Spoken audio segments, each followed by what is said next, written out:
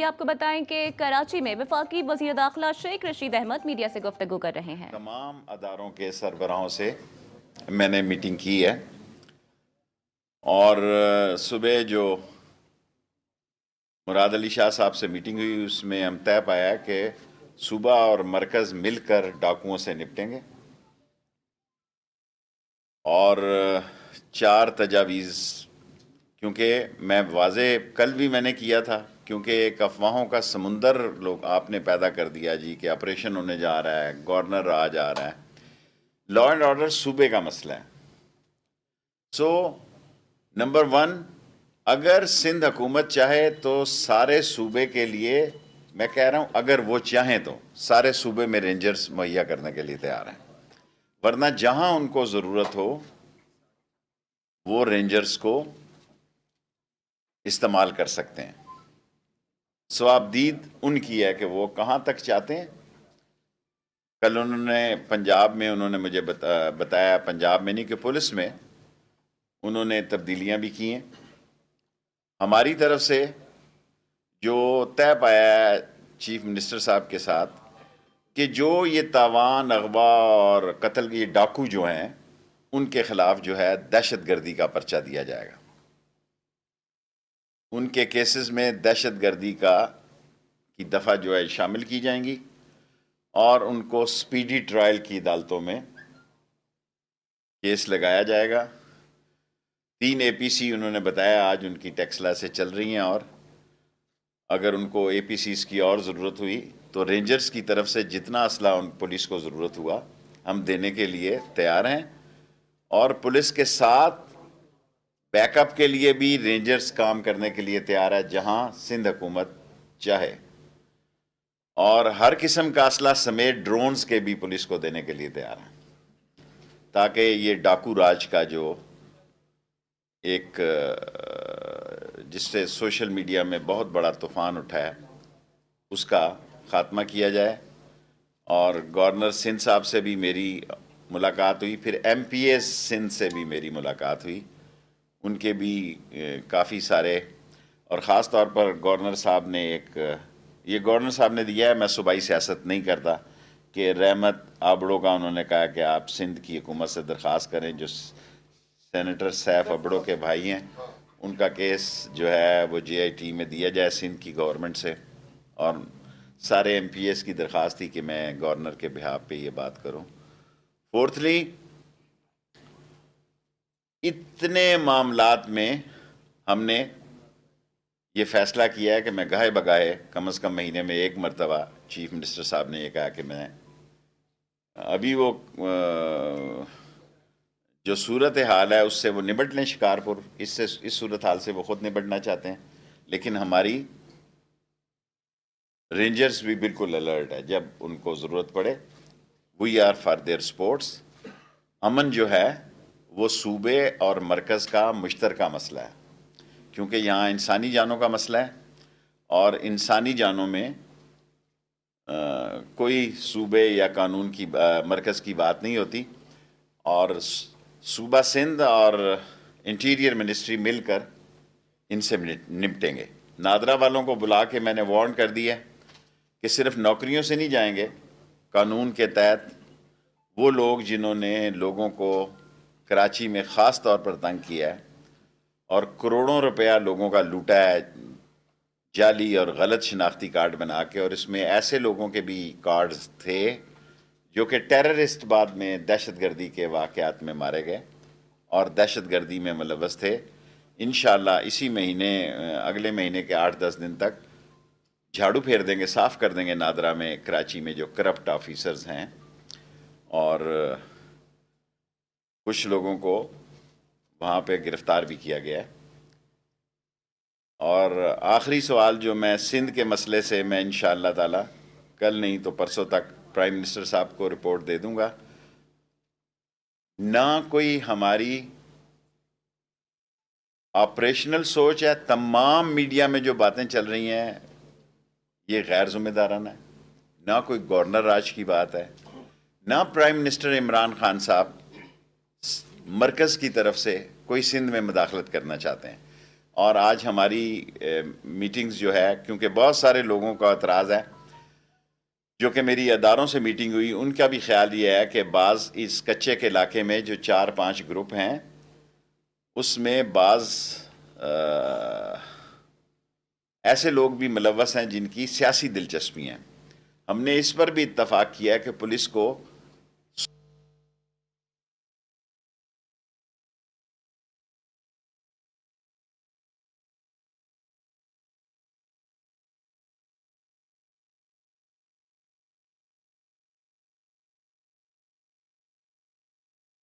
सलाहियतों की बुनियाद पर ऑफिसर्स को लगाया जाएगा, और उन्होंने कहा कि उन्होंने डीआईजी और एसएसपी को बदला है, क्योंकि उनकी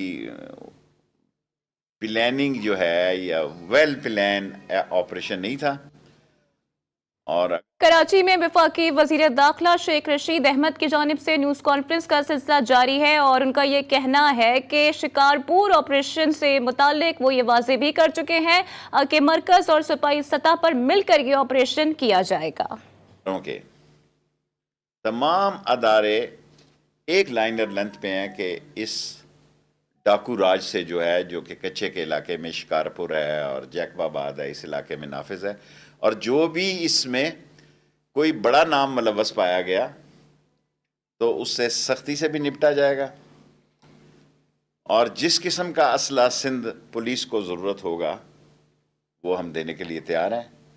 जो वो डिमांड करेंगे वो असला हम दे देंगे। Question please. अच्छा, माजी में भी ये एक डाकुओं के खिलाफ ऑपरेशन हुआ था, फिर वो सियासी ऑपरेशन बन गया था पाकिस्तान सिंध के अंदर, खास तौर पे ये ऑपरेशन भी मैंने आपको आते हुए कल एयरपोर्ट पे अर्ज की थी कि इंटीरियर मिनिस्ट्री का या हुकूमत का, इमरान खान साहब का ऑपरेशन से कोई तल्लक नहीं। अगर वो कहेंगे हमने पूरे सिंध के लिए, और वो इसके लिए तैयार हैं कि जहां उनको ज़रूरत पड़े वो रेंजर्स को यूज़ कर सकते हैं। जी, इमरान खान साहब के 2.5 साल दौर में 12 से ज्यादा बड़े स्कैंडल आ चुके हैं।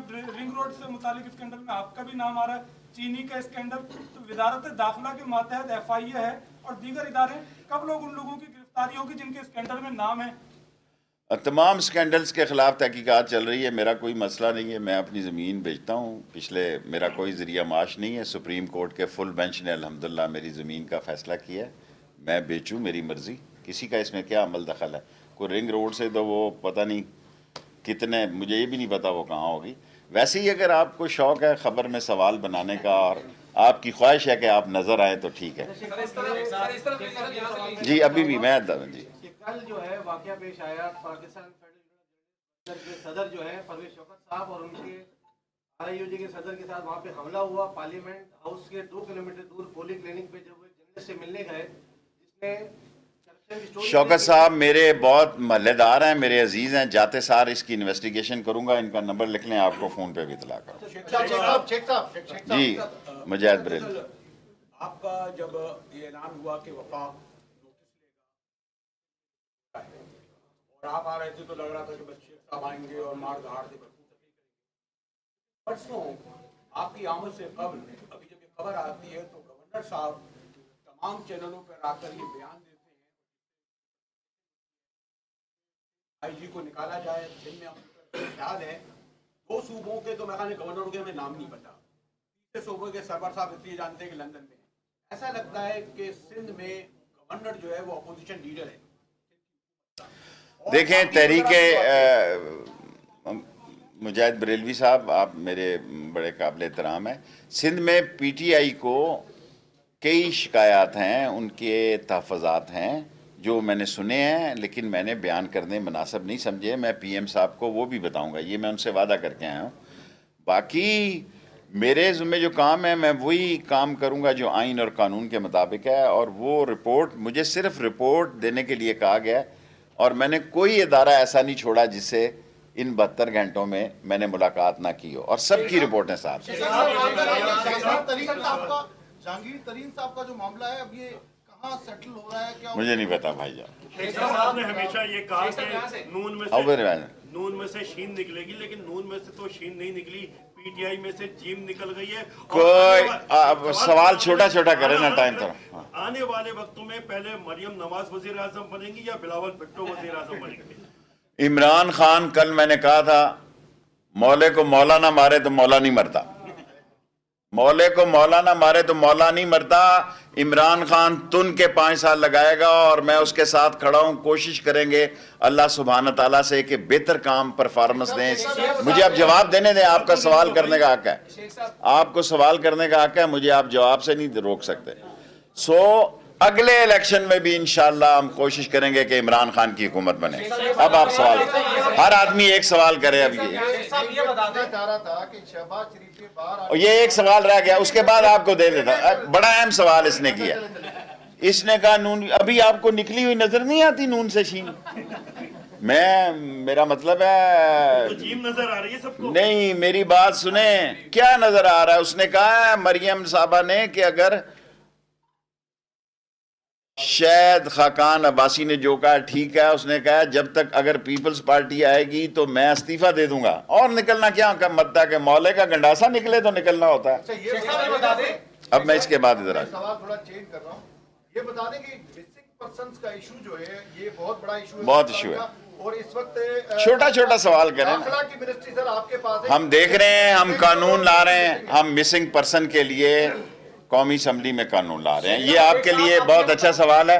हम इसी आने वाले महीने में बजट के साथ ही मिसिंग पर्सन का कानून ला रहे हैं। पाकिस्तानी फजाइल देने की बात हो रही है, तालिबान ने बिना नाम लिए ये कहा है कि अगर ऐसा हुआ तो नताइज भुगतने पड़ेंगे। तो आप मुस्तकबिल क्या दे रहे हैं? खुदा ना खास्ता दहशतगर्दी। इमरान खान की मौजूदगी में किसी अमेरिकन या किसी 42 मुल्क वहां जो लड़ते रहे हैं, किसी को किसी कीमत पर कोई फौजी अड्डा नहीं दिया जाएगा। बाकी जो 2001 के मुताबिक जो थोड़ा सा वो निकल के जाते हैं वहाँ से, समुंदर के ऊपर से, बलूचिस्तान के ऊपर से जाएं, लेकिन जो यहाँ पे एयर बेसेस थे, कोई एयर बेस नहीं दिया जा रहा। और हम एक जिम्मेदार मुल्क हैं और अफगानिस्तान में चीन, रूस, ईरान और पाकिस्तान एक इकट्ठा मैकेनिज्म रखेंगे। सवाल ये है, आपने ये कहा कि इमरान खान तुन की हुकूमत करे, क्या अवाम को महंगाई में तुन के या? देखें, महंगाई है, दुनिया में हुई है महंगाई है। इमरान खान के दौर में कितनी गाड़ी बिक रही है, कितना सीमेंट बिक रहा है, कितना सरिया, 70%, कितना दुनिया में। मैं इकोनॉमिस्ट नहीं हूं, मैं गरीब का हामी हूं। और मैंने इस कैबिनेट में एक ही बात की है कि तनख्वाह पेशा लोगों की, खा प्राइवेट हो सरकारी हो, तनख्वाह बढ़ाई जाए। शौकत तरीन मेरा बचपन का दोस्त है, मैंने उससे 3 मुलाकातें की हैं एक ही काम के लिए, तनख्वाह बढ़ाओ ताकि ये महंगाई का जो एक हम पे मसला है इसका हल तनख्वाहें बढ़ाना है, और वो हम बढ़ाएंगे इंशाल्लाह। भाई मैं हूं, जब आपको क्या अभी 10 मिनट है, जब मैंने आप वादा किया कि आज आपको 15 मिनट दूंगा, पूरे 15 मिनट दूंगा। शेख साहब, आपकी प्रेस कॉन्फ्रेंस ये बता रही है कि आज सिंध हुकूमत ने फिलहाल आपसे किसी भी किस्म की हेल्प लेने से इनकार कर दिया है। मेरा ख्याल है सिंध हुकूमत से ने हमारे साथ बहुत अच्छे मामला तय किए, और हम हुकूमत हैं, कोई आड़त मंडी नहीं है, हम कोई आड़त की दुकान नहीं है। इमरान खान एक मुंतखब हुकूमत के वजीर आज़म का नाम है, और सिंध की मुंतखब हुकूमत ने जो कानून के 18वीं तरमीम के तहत जो उसको इख्तियारात हैं, इमरान खान उसको वायलेट नहीं करेगा। हम और सिंध की हुकूमत मिल के डाकुओं को ख़त्म करेंगे। और इसमें क्या करना था? कोई हमने MOU साइन करना है? जी, असद उमर साहब कहते हैं कि सिंध की सूरत हाल बहुत खराब है, आप बहुत सारे लोगों से मिले, आपकी अपनी राय क्या है? दूसरा सवाल मेरा ये, असद अली तूर नामी सहाफी को इस्लामाबाद का निशाना बनाया, कौन लोग हैं? असद, इब्सार, ये सारे लोगों में से असद के केस में हम करीब हैं, शायद इस हफ्ते के अंदर अंदर उसके किसी नतीजे पे पहुंच जाएं। और बाकी ये ऐसे लोग हैं जो हुकूमत की बदनामी का बायस बनते हैं, और हम इसकी पुरजोर मजम्मत करते हैं। जी बेटे, आप ये बता दीजिएगा असद उमर साहब देखें, कराची के वो सन ऑफ दी साइल हैं, मैं वजीर दाखिला ज़रूर हूँ।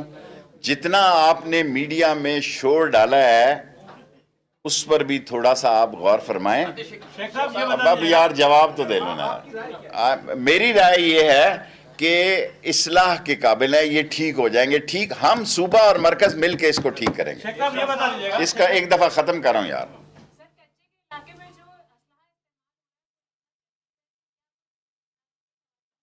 देखें, पाकिस्तान में निहारी वाले के बाहर भी असला लेके बैठा होता है। कराची में जाए आप, मेरी आप बात सुन लें आप, जिस साइज की उसकी देग है उस साइज की उसने गन रखी हुई है। पाकिस्तान में आप देखें, पाकिस्तान में असला हम इसीलिए चाहते हैं कि कच्चे को इलाका साफ कर दिया जाए ताकि SRA, BLA सबके वहाँ से रास्ते निकलते हैं और अफगानिस्तान की मौजूदा सूरत हाल वो पाकिस्तान के लिए कोई मसला ना पैदा करे। हम मिल के दहशत गर्दों, डाकुओं और ये तावान लेने वालों को और अगवा को, नंदान को, ये कोई कम फैसला नहीं है कि आज हम एग्री हो गए हैं कि उन पे दहशत गर्दी के पर्चे होंगे। बस हो गया सवाल है। शेख साहब हमें सिंध हुकूमत तो जैसी तैसी मिली, 14 साल से उन्होंने तो कुछ नहीं किया। उम्मीद थी ये इमरान खान की हुकूमत, अब 2.5 साल हो गए, 162 अरब का वादा किया, देखें सब वादे इंशाअल्लाह ताला इमरान खान पूरा करेगा। अब और दूसरा सवाल किसी का नहीं हो जी, लास्ट 5 मिनट्स। शेख साहब, राजा रियाज ये कहता है कि जहांगीर तरीन को जो है क्लीन चिट मिल गई है और अली जफर जो है उनकी जो रिपोर्ट है उसमें उन्होंने क्लियर।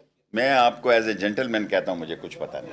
शेख साहब, कच्चे के डाकुओं के लिए तो आप रेंजर्स तरफ कर रहे हैं, लेकिन कराची जैसे शहर में देखें, ये सब लोगों से बात की है मैंने। देखें, कराची में आपको सारे हालात पता है। आज की अगर पुरानी तारीख के किसी को याद हो तो वो ये कल की डेट में यहाँ ऑपरेशन भी हुआ था, लेकिन ऐसे हालात नहीं है कि ऑपरेशन की जरूरत हो।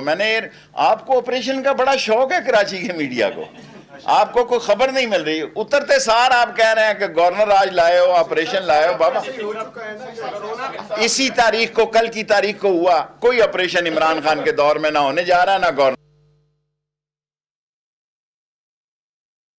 कराची में वफाकी वज़ीर दाखिला शेख रशीद अहमद की जानिब से न्यूज़ कॉन्फ्रेंस का सिलसिला जारी है और उनकी जानिब से सहाफ़ियों के सवाल के जवाब भी दिए जा रहे हैं, जबकि शिकारपुर ऑपरेशन के हवाले से उन्होंने बड़ी वाज़ेह पॉलिसी यहाँ पर बता दी है। उनका कहना है कि मरकज़ और सिंध मिलकर डाकुओं का मुकाबला करेंगे। यहाँ पर उनका ये भी कहना था कि सिंध हुकूमत की ये स्वाबदीद है कि रेंजर्स को वो किस तरह से इस्तेमाल करना चाहते हैं। उनका ये भी कहना था कि इस हवाले से हमने कल भी अपने दरवाजे खुले रखे थे और आज भी हमारे दरवाजे खुले हुए हैं।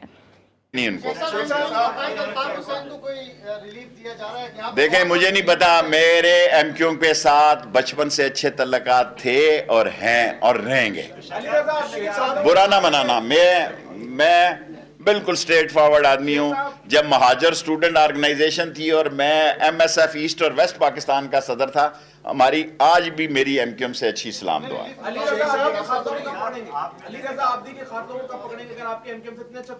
भाई, कातलों को जिसके भी हो, उसके लिए जरूरी नहीं MQM, कोई पठान हो, महाजर हो, बलोच हो, कोई कातिल हो, उसको पकड़ा जाना चाहिए। अब तो आप अपने सवालों का, अब मेरा टाइम हो गया उठने का, इसका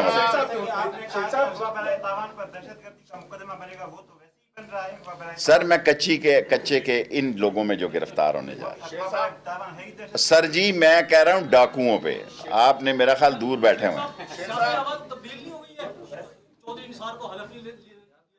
आप बहुत देर है, आप सोए हुए उठे हैं, वो ले चुका है।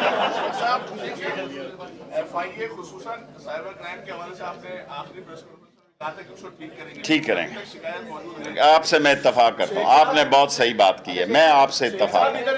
सबसे बड़ी बात, जब आप लास्ट टाइम आए थे, ई पासपोर्ट के हवाले से बात हुई थी, अभी तक उसका डिजाइन, उसका सब चल रहा है। पैसे उन्होंने बहुत करोड़ रुपए इजाफा मांगा है, क्योंकि जिस कंपनी का टेंडर हुआ है उस कंपनी से बात चल रही है, फाइनेंस वालों में केस गया है। हम ई पासपोर्ट पे जाना चाहते हैं, लेकिन उनको पता लग गया कि अब ये हम आ रहे हैं इसकी तरफ। उन्होंने अपना रेट बहुत ज़्यादा बढ़ा दिया, उनसे बातचीत करें।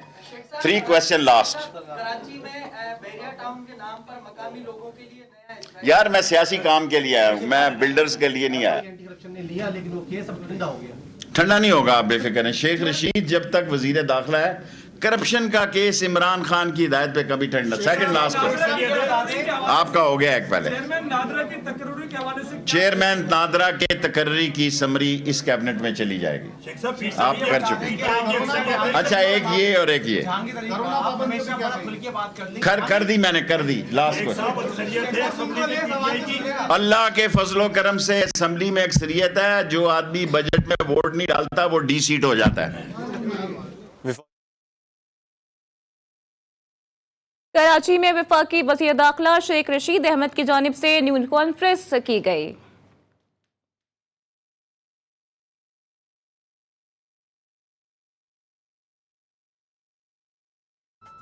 शिकारपुर ऑपरेशन से मुताल्लिक ही आपको आगाह करते हैं। शिकारपुर घड़ी तेगों में डाकुओं के खिलाफ ऑपरेशन छठे रोज में दाखिल हो गया है। कराची से आने वाले 200 ताजा दम कमांडोज ने अगले मोर्चे भी संभाल लिए हैं। ड्रोन और जदीद असलहे के साथ पेशकदमी जारी है। मजीद आपको रिपोर्ट करेंगे अब्दुल हकीम बलोच।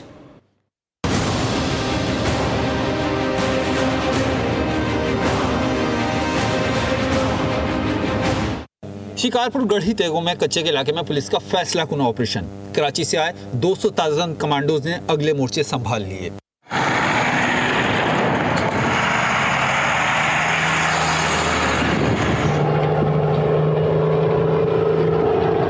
एएसपी सिटी सैयद फाजिल शाह के मुताबिक डाकुओं के 220 से ज्यादा ठिकाने तबाह कर दिए गए। ऑपरेशन के दौरान 12 में से 10 से ज्यादा बगवी बाजियाब करा लिए गए हैं।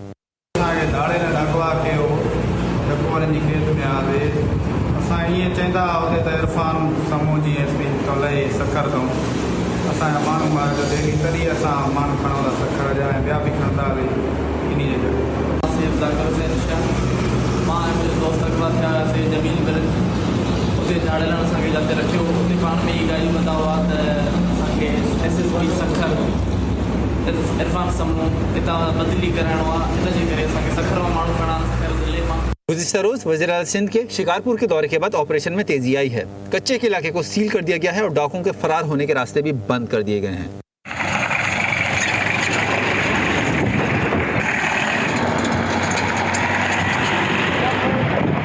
अब तक के ऑपरेशन के दौरान डाकुओं के हमले में 2 पुलिस एहलकार और 1 फोटोग्राफर शहीद और 6 पुलिस एहलकार जख्मी हुए हैं। पुलिस की जानिब से 8 डाकुओं की हलाकत और 12 के जख्मी होने का दावा भी किया गया है। एएसपी सिटी के मुताबिक हलाक और जख्मी डाकू अपने साथियों के हमरा लेकर फरार हो गए हैं। और शिकारपुर में जारी ऑपरेशन में आहिस्ता आहिस्ता कामयाबियां मिलने लगी। आज मजीद 2 मुखवी बाजियाब करा लिए गए हैं। अब तक रिहा कराए गए मुखवियों की तादाद 10 तक जा पहुंची है। मजीद बता रहे हैं अब्दुल हकीम जद्दोई। जी बिल्कुल, 5 रोज़ कबल 12 मगियों की बादाबी के लिए शिकारपुर के कच्चे के इलाके में ऑपरेशन शुरू किया था, जिसमें पहले ही रोज़ डाकुओं की फायरिंग से जो बख्तरबंद गाड़ी पे फायरिंग की गई थी, जिसमें 2 पुलिस एहलकारों समेत 3 अफराद शहीद हो गए थे, जिसकी खबरें मीडिया पे चलने के बाद जो है पुलिस ने ऑपरेशन तेज़ कर दिया और पुलिस और सिंध हुकूमत की जानिब से अपनी रिट बहाल करने के लिए जो है अपने वसाइल बरूकार लाते हुए तेगानी बरादरी के सरदार तेगो खान तेगानी, उनके बेटों और भतीजों समेत उनको गिरफ्तार करके उनके ऊपर दहशतगर्दी के मुकदमा दर्ज कर लिए गए थे, जिसके बाद पुलिस ने ऑपरेशन को तेज़ करते हुए कच्चे के इलाके में जो है मगवी थे 12, उनमें से 10 मगवियों को बाजियाब करा लिया है। ताल जो 2 मगवी हैं वो अभी भी जो है डाकुओं के कब्जे में हैं, जिनके बाजियाबी के लिए पुलिस जो है अपने वसाइल बरोकार ला रही है। जी।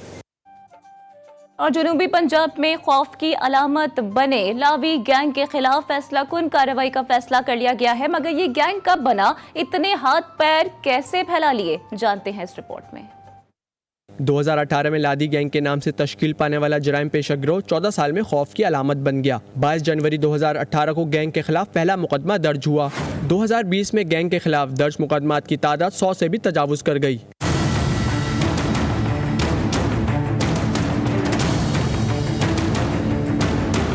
मुकाबले पर मुकाबले, ऑपरेशंस पर ऑपरेशन, अगवा बराए तावान और गैंग में आपसी लड़ाई चलती रही। आरपीओ की सतह पर अफसरान के नाअहली मुलाजमीन की साजिश के बायस लादी गैंग के अरकान की हलाकत का क्रेडिट लेते रहे, जो बिलाखिर जाली साबित हुआ। चंद साल में गैंग के हौसले इतने बढ़ गए कि उन्होंने सोशल मीडिया पर अपनी सरगर्मियां शेयर करना शुरू कर दी।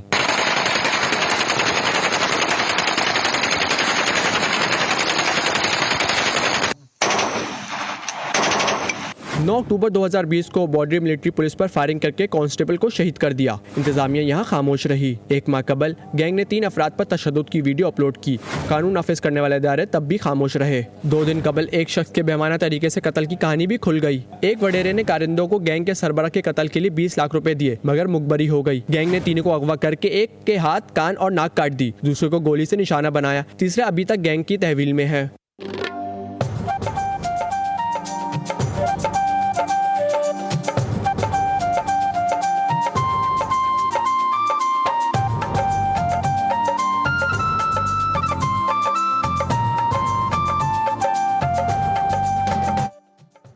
Welcome back. लोड शेडिंग ने अवाम का जीना दूभर कर दिया है। हैदराबाद में लोड शेडिंग के खिलाफ अवाम सड़कों पर आ गए। इस्लामाबाद चौक पर हेस्को के खिलाफ मुजाहिरा किया गया। मुजाहिरे में खवातीन और बच्चे बड़ी तादाद में शरीक हुए। मुजाहिरीन ने रुकावटें खड़ी करके सड़क ट्रैफिक के लिए बंद कर दी और हेस्को हुकाम के खिलाफ नारेबाजी की।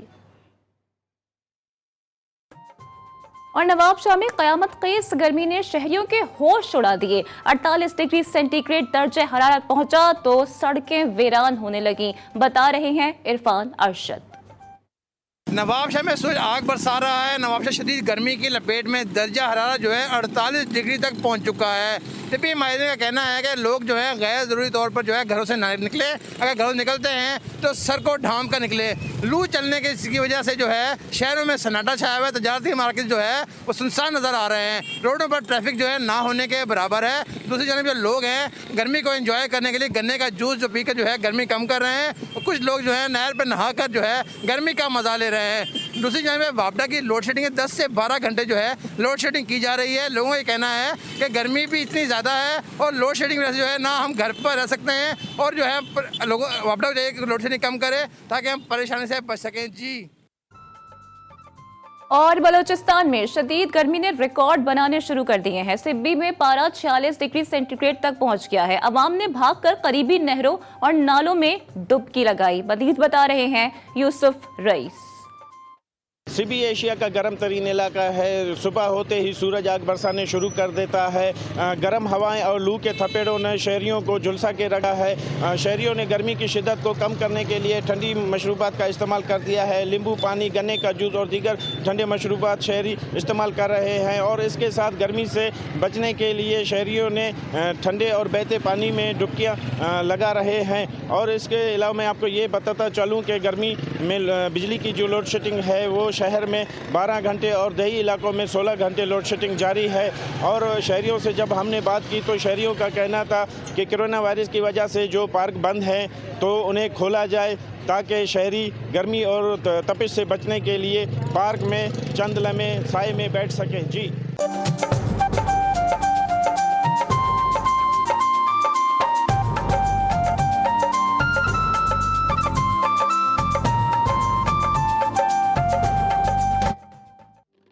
Welcome back. और अभी आपको बताएं कि शहीद बेनज़ीराबाद की तहसील काजी अहमद में सिंदरी, चौसा और दो सहरी आते ही छा गए हैं। मजीद आपको बताएंगे याहिया भट्टी। जी बिल्कुल, शहीद बेनज़ीराबाद के इलाके काजी अहमद में फ्रूट का जो बादशाह है वो आम आ चुका है मार्केट में। यहाँ पर काजी अहमद के मुख्तलिफ इलाकों में जो आम के बागात हैं वहाँ पर आमों की पटाई का जो सिलसिला है वो शुरू हो चुका है और मार्केट में आम आना शुरू हो गए हैं। काजी अहमद के आसपास के इलाकों में जो बागात हैं वहाँ पर मुख्तलिफ किस्म के आमों की जो अक़साम है, जिसमें लंगड़ा है, सिंदड़ी है, उसके अलावा चौसा है और उसके अलावा अनवर टोल है और मुख्तलिफ किस्म के अक़साम जो हैं वो इन बागों में मौजूद हैं। और मार्केट में जो है आम दस्तयाब हो गए हैं। रसीले आम यहाँ पर मार्केट में मौजूद हैं, लोग ख़रीदारी कर रहे हैं आमों की। इसके अलावा काजी अहमद के मुख्तलिफ इलाकों में जो बागात हैं वहाँ से जो आमों की पटाई का सिलसिला शुरू हो गया है और जो पंजाब और KP के और बलूचिस्तान के मुख्तलिफ जो फ्रूट की मंडियाँ हैं वहाँ पर आमों की सप्लाई का जो सिलसिला है वो शुरू हो गया है। जी। और ठंडे मीठे फालसे के हवाले से भी आपको आगाह करेंगे, लेकिन अभी आपको बताएं कि कलात की चेरी अपनी मिठास, रंगत और मखसूस आबो हवा की वजह से पूरे एशिया में मशहूर है। चेरी को दरख्तों से इंतहाई एहतियात के साथ उतारा जाता है और उससे ज्यादा महारत के साथ डब्बों में पैक करके मार्केटों में पहुंचाया जाता है। आका कादिर शाह की रिपोर्ट मुलाहिजा कीजिए।